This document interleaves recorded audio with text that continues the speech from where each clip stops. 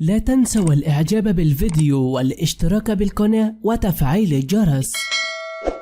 السلام عليكم ورحمة الله وبركاته. موعد دفن عزيز الأسمر القزم السعودي. توفي اليوتيوبر السعودي عزيز الأحمد أو عزيز الأسمر الملقب بالقزم يوم الخميس الماضي 19 يناير 2022. استفاع العديد من رواد مواقع التواصل الاجتماعي مع خبر وفاته داعين له بالرحمة والمغفرة، ويتساءل العديد عن موعد دفن عزيز الأسمر القطب السعودي كونه لم يتم دفنه حتى هذا الوقت، إذ أنه توفي في مدينة دبي الإماراتية على إثر المرض الذي لاحقه طيلة السنوات الماضية، حيث يعاني من حالة هرمونية أثرت على نموه البدني، ويعاني من هذا المرض منذ ولادته. نشر على الحساب الرسمي ليزن الأسمر وعزيز عبر موقع التواصل الاجتماعي سناب شات